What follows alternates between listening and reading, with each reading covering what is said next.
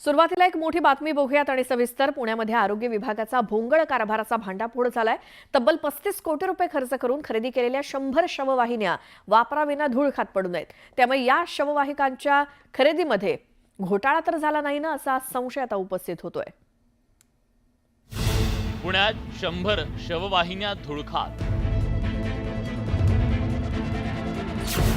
35 कोटींच्या गाड्या वापराविना पडून. आरोग्य विभागाचा कारभार चव्हाट्यावर. वापरच नव्हता तर खरेदीचं कारण काय? महाराष्ट्राचे माजी आरोग्य मंत्री तानाजी सावंत यांच्या कार्यकाळातील हा आणखी एक धक्कादायक प्रकार.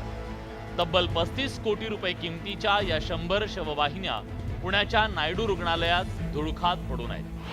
जानेवारी महिन्यापासून पडून असल्यानं सध्या या शववाहिन्यांच्या चाकांमधली हवा गेली आहे. काही वाहनांच्या बॅटरी डाऊन झाल्यात.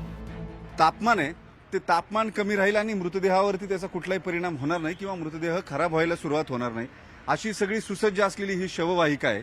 या अशा 35 कोटी रुपये खर्चून खरेदी केलेल्या शववाहिका ज्या आहेत, या शववाहिका जानेवारी महिन्यामध्ये पुण्याच्या आरोग्य उपसंचालक कार्यालयामध्ये दाखल झाल्या.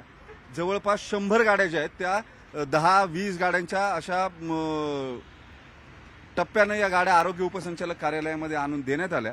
मात्र या गाड्या आणून इथं उभ्या केल्यापासून त्या तशाच उभ्या आहेत. सरकारी लाल फितीचा कारभार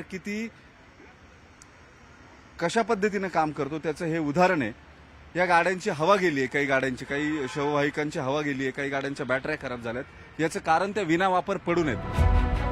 ही वाहनं आणली तशी वापराविना पडू नये, त्यामुळे गरज नव्हती तर शववाहिन्या का खरेदी केल्या गेल्या? यामागे काही घोटाळा झालाय का, असे सवाल उपस्थित केले जात आहेत. तानाजी सावंत यांच्या काळात एक अँब्युलन्सचा घोटाळा झाला समोर आले. शेकडो अँब्युलन्स खरेदी केल्या, करोडो रुपयाच्या केल्या. एकही अँब्युलन्स दिली नाही, एकही अँब्युलन्सचा उपयोग झाला नाही, पैसा गेला पण नाही. अँब्युलन्स मला वाटतं खेकड्यांनी खाल्ले असतील.